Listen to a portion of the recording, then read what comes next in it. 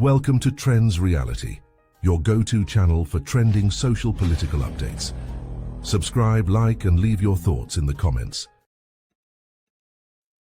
In the latest update on the ongoing crisis in the Nigerian Senate, involving Senator Natasha Apoti and Senate President Godswill Akpabio, the Independent National Electoral Commission, INEC, has rejected the recall process for the female lawmaker. It cares apparent that the courageous senator defeated her tormentors. Senator Natasha could be described as the mother who mothered their mother. In the latest interview with Seun of Channels TV, the senator recounts the groundbreaking homecoming gathering at her senatorial district in Kogi State. What are your thoughts about Senator Natasha and the political witch hunt in the Senate? Like and subscribe to the channel. In the latest update on the ongoing crisis in the Nigerian Senate, the Electoral Commission says the petition to recall Senator Natasha did not meet constitutional requirements, and according to INEC, quote, the petition for the recall of the senator representing the Kogi Central Senatorial District has not met the requirement of the Section 69 sub A of the Constitution of the Federal Republic of Nigeria 1999 as amended and cited Section 69A of the Constitution, which stipulates that a petition to recall a senator needs the signatures of more than one half of the registered voters in the lawmaker's constituency. It went further to say that the total number of registered voters in the Kogi Central Senatorial District is put at 474,554. More than one half of this figure will be 50% plus 1 is 237,277 plus 1, which is at least 237,278 voters. The statement issued by INEC's National Commissioner and Chairman of Information and Voter Education Committee, Mr. Sam Olumekum, read also in part that the 902 polling units in the 57 registration areas and 5 local government areas that make up the senatorial district, according to the commission, ascertained 208,132 signatures, thumbprints from the submission made by the petitioners. So 208,000 as against 237 plus numbers that is required. That is a bone of contention. But according to INEC, all that has failed. Now, what does the Constitution say? We've tried to break it down for you right here on Channels Television, and we've broken it down into 3 stages. The first one is for you to be able to collate the signatures as provided by Section 69, subsection A, which says that it has to be about one half of it. Now, the second layer is whether or not those submissions and those petitions and the signatures meet the requirement as stipulated in the guidelines of INEC, which says that those signatures have to be confirmed. If that also meets up with the standard and INEC confirms it, then the third layer is a referendum. The referendum then ascertains when it is confirmed, the senator or the lawmaker in the House of Representatives stands called. Tonight I have on the program Senator Natasha Apoti Uduagan. She's live for us here in the studio. Thank you so much, Senator, for joining us tonight. Thanks, Sean, and good evening, Nigerians. Yeah. Did you watch that interview with Ken Okolubu? Not really. I try to avoid negative news. We'll get to that because he raised some substantial issues. He was speaking on behalf of Senator Godswill Akpabio, and I was looking back at my questions now and some of the issues that he has raised. But, well, how's the journey been? Tumultuous, isn't it? I saw you. The idea of the helicopter, where did that idea come from anyways? Oh, Sean, first let me start from the very beginning. Let me start by appreciating God for his grace, my husband for his love and support, my children for their sacrifice, my team for their resilience, the team, especially Auntie Obi, Asikulisi, the SAN Femi Falana, Kadraya Ahmed, and many others. And also the good people of Nigeria, especially my constituents. I just thank God for the love I've received so far, support, the prayers. I think it kept me strong. And now back to the helicopter. That was my husband's idea. It was a last-minute thing. we wanted to celebrate Easter Salah with my constituents, which I always do. Even before I became a senator, you know, I usually send down some materials and some grains for them to share. And the last few days of Salah, I do spend with them. But in the wake of events, I couldn't go earlier. But I said, you know what, this very last day of the holiday, I should be with them. And then we sent out notifications. And just as the notifications went out, we read the press release from the state government, Governor ODODO, on behalf through the Commissioner of Information, Kingsley Fowler, mentioning that there was a ban on gatherings, rallies, whether social, religious, or political, convoys getting into the state, ban on fishing activities and all sort of water activities. And we just sat there looking at it like, I knew I was a target. Come on. Relatively, Kogi State has been quite peaceful, so there is no security concerns. And we're actually wondering where that came from, but I knew I was a target. Did you hear about the fishing issues and what was happening in Kogi West? Were you aware? What was the fishing issues? The issue, the arrest that happened, and according to the state government, that some people were attacked and there were issues relating to insecurity in that part. If it happened in the last 1 month, then pardon me, like I said, I tried to stay away from a lot of negative news. I cared a lot about my mental health, and I needed to channel a lot of energy to focus on the issues that concerned myself and my constituents at that time. I'm sorry if it sounds a bit selfish, but I was just away from a whole lot. So back to this, if that happened, I'm so sorry. I think now that I've gotten a bit more breather, I will look at and see how I can intervene and lend my voice to curbing the vices.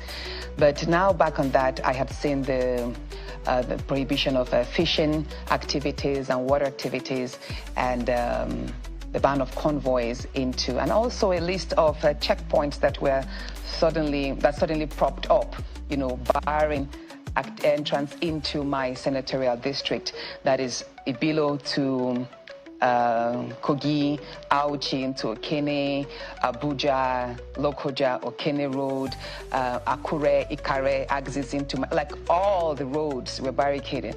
And I knew that, okay, there was going to be trouble. So my husband was like, you know what, we can actually get a helicopter to land us right into our compound. We do own the land opposite our village home, and that's how we got in. And I think with that move, we broke no law, and the people gathered right in my compound. The road you see us walking through, I constructed that road, so that's not the government road or facility, so I broke no law. I'm a good citizen of Nigeria, a law-abiding one at that. I'm sure you can attest to me.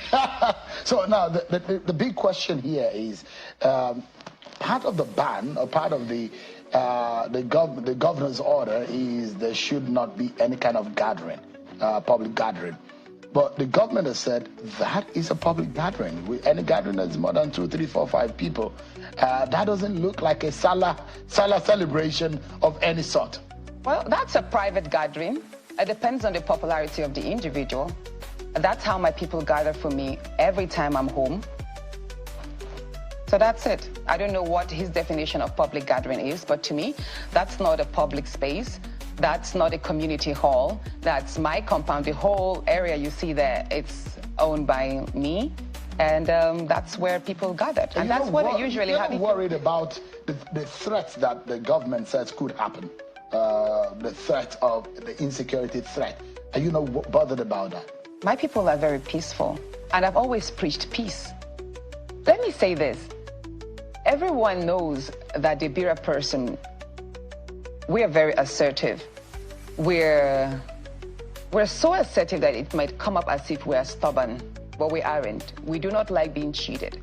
And I tell you, it took a whole lot for me to speak calm to my people in the past 1 month so that they will not react to my suspension or to the harassment claim, because they were very upset when I came up on Arise Then to narrate the challenges I had to face in the Senate the past 1 year.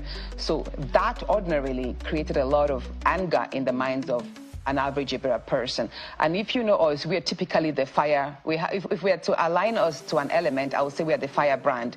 We just boom up. So I had to preach calm to them. I've told them to be law-abiding citizens, not to take law into their hands. And believe me, if you know the history of my people, you actually appreciate the fact that they have remained peaceful.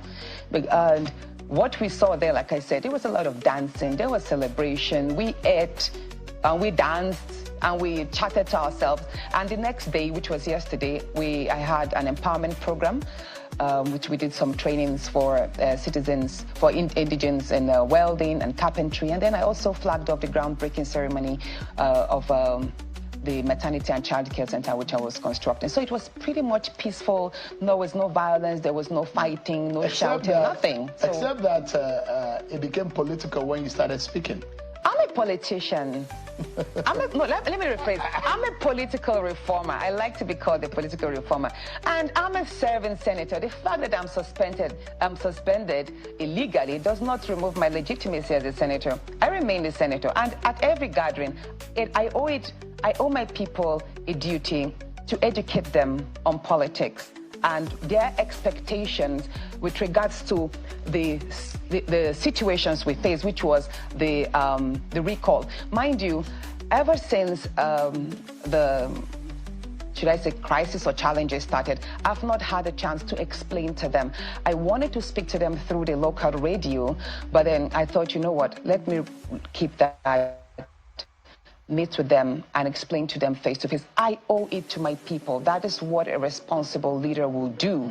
They had a lot of questions. They wanted to know, they wanted to hear from me what exactly was I going through, how serious was that, what are they supposed to do? They knew about the fake recall. They all heard about it, and they were really angered. So I had to educate them on that. So that was. So the point I'm the question I'm trying to ask you is, at what point do you think you may have crossed the line? Because what the government said you should not do is political gathering. At the moment when you started addressing the crowd and you were talking politics, don't you think you're a lawyer? Don't you think you've crossed the line? No, like I said, I did not cross any line. Politics is a way of life. You are not a politician, but we are discussing politics here. Does it mean you have also crossed the line virtually, since we are discussing what happened in Kogi State? No. As a politician, even if I wasn't a politician, the atmosphere was tensed because of the political situations around. And it was like, believe me, even if it wasn't in my home, at every gathering, marketplaces, religious homes, schools, that discussion, Natasha's recall, Senator Natasha's suspension, was a burning topic in every home. So, I mean, there was no law broken, and I don't think the state governor has the right to dictate what I speak and how I communicate to my people and determine the nature of our conversations. That's wrong. I'm not sure you have any grievance or any issues with Governor ODODO. I think both of you are cool, isn't it?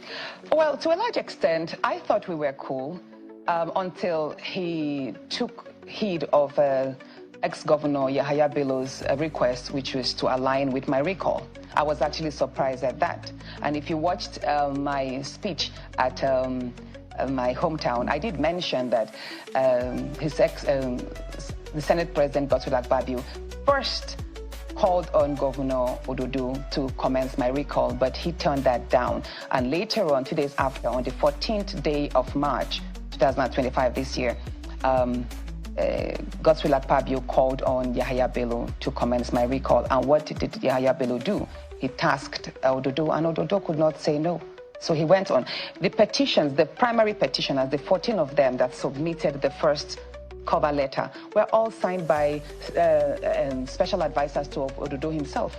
So you they were all APCs. You think you're inferring that the governor may have had a hand in your recall? He does has a hand. He gave approval. They're all his staff. All of them. Governor ODODO is the APC leader in the state. And for about 4 of the of the signatures there, the primary signatures supporting the first petition, the letter, the cover letter, were all his staff. Let me They're ask all you, his aides. You said the Senate President Godswill Akpabio, allegedly, according to you, called Governor ODODO, called YAYA, BELLO, but I mean, you were not there when these calls came. And those who say it is spurious as far as if you cannot have or lay evidence on the call log, on the moment they call, and you were not in the room when the call was being placed. You know, there's nothing that happens around the Senate that one does not get to know, either immediately or the day after, even or if shortly they lie after. to you. No, you have a way of verifying. I don't deal with just rumors. I make sure I verify. And I do have my primary sources. And the moment I got to know about it, it was actually about 10 p.m. So when Senator Asukwo drove him from Hilton Hotel to Godswill Akpabio's residence. And that's where the meeting held. And immediately after that, I called on the press. I'm not sure if I called you, but I know I spoke to the correspondent from about 3 newspapers, Guardian, Punch, and others. And I told them, even Premium Times, I think, and I was like, look, this is it. There's a plan to recall me. Why don't you put it out there? And they asked, where is the evidence? Of course, I didn't have any evidence, but it did happen. So shortly after, when the process started, they called on me. I said, oh, Senator Natasha, you actually told us. I was like, I did tell you. I wanted you to blow it up, because one thing about Nigeria is sometimes when you put out information and preempt them, they get to pull back. But again, the danger there is they could sue the media houses. Like, it will almost amount to hearsay or rumor that they went ahead to publish. So I do respect the publishing homes for not going out with that story, because it could have been dangerous, you know, and counterproductive to their image. But I tell you, everything I speak about, I'm a lawyer, I'm a senator, and I understand how Nigeria works.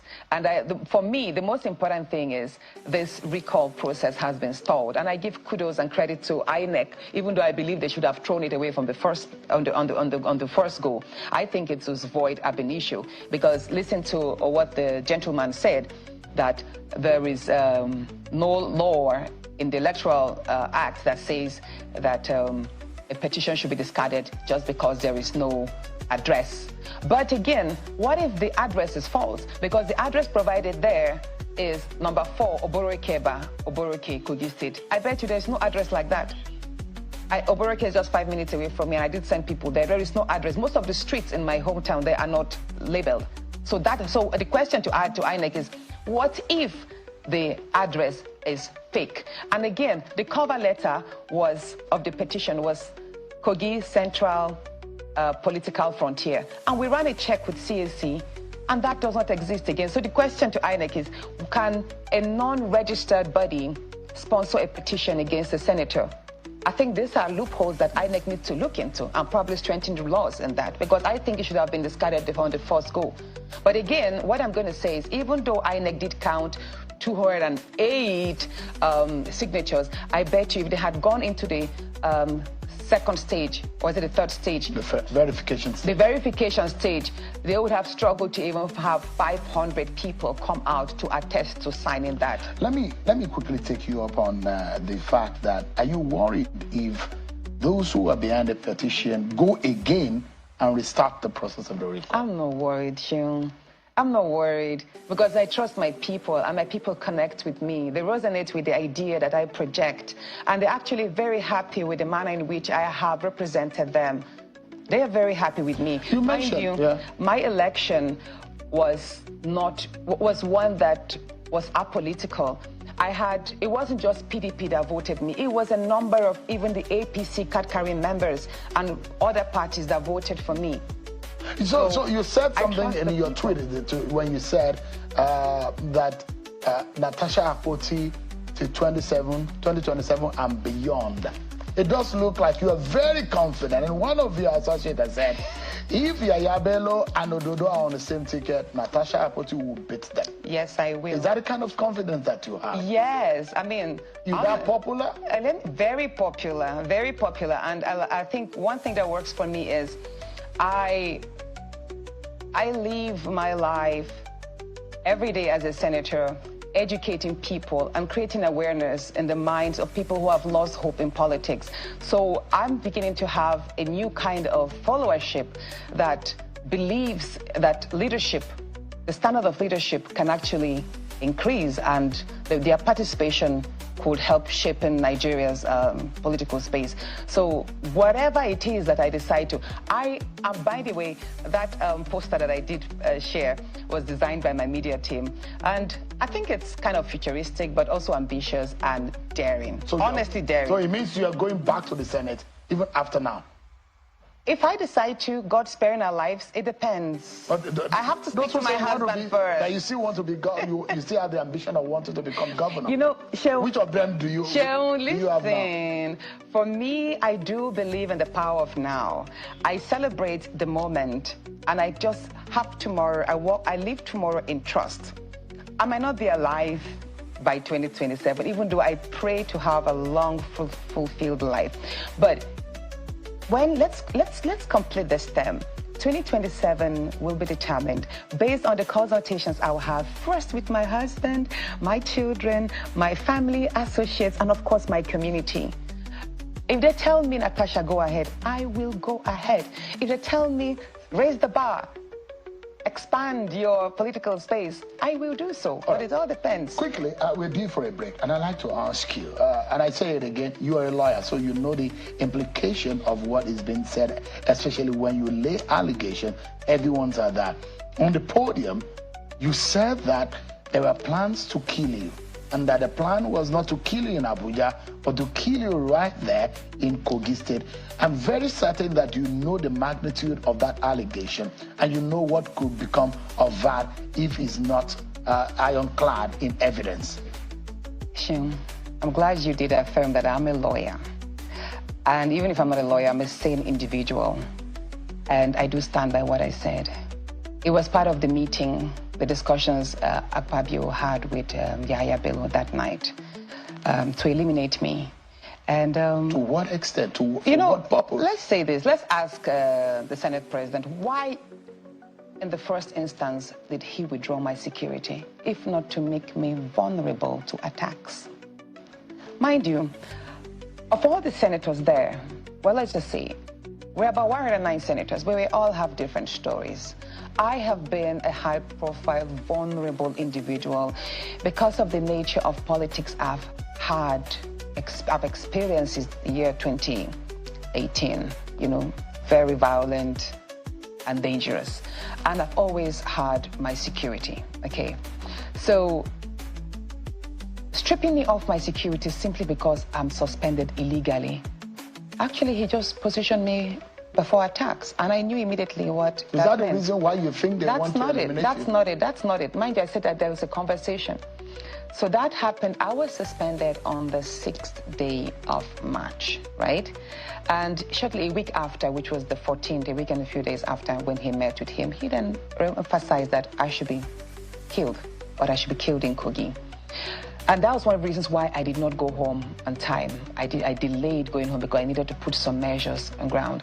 I did write a letter to the Inspector General of Police, and I sent a copy to his WhatsApp. I forwarded the copy to his WhatsApp. He's not responded to that yet. But again, I've spoken on the phone to a number of persons in the security as well. I did notify them. And you see, this is Nigeria. We've had a number of political murders that usually are swept under the carpet, no investigation done. What is important to me is to stay alive, because dead men tell no tales. And God forbid, if I had not come out, and if I don't speak about this, and something happens, and they succeed in their plan, who is going to get justice for me? How can you make such an allegations of a meeting where you were not present? I heard it's just like, okay, how again? Like, I tell you, there were actually three conversations that happened that day. I spoke only about 2. The third one was quite minute, which is that they should prepare to field in someone who will, just in case I want to contest in 2027, some strong person who will clinch the ticket from me during the primaries. That's the third part of it. The first was my recall. The second was to eliminate me. The third was to put in someone who would take the ticket from me in 2027 if I want to contest. So if you are doubting the the veracity of the killing, yes. Then what about the recall that we just experienced? Are you getting my point? Are you able to prove this? That's the point. I mean, anyone can make an allegation, but the issue is, are you able to prove it when it comes to it? Let us get to that bridge. I'm hearing that the Senate President wants to sue me for that. I will tell him to go ahead. We'll meet and we'll cross that bridge. All right, let's take a break, everyone. Senator Natasha Apoti is...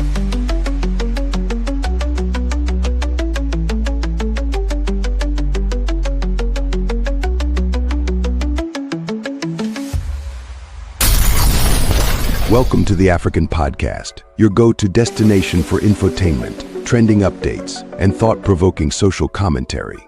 Be sure to subscribe to our channel, hit that thumbs up button, and get ready to join the conversation.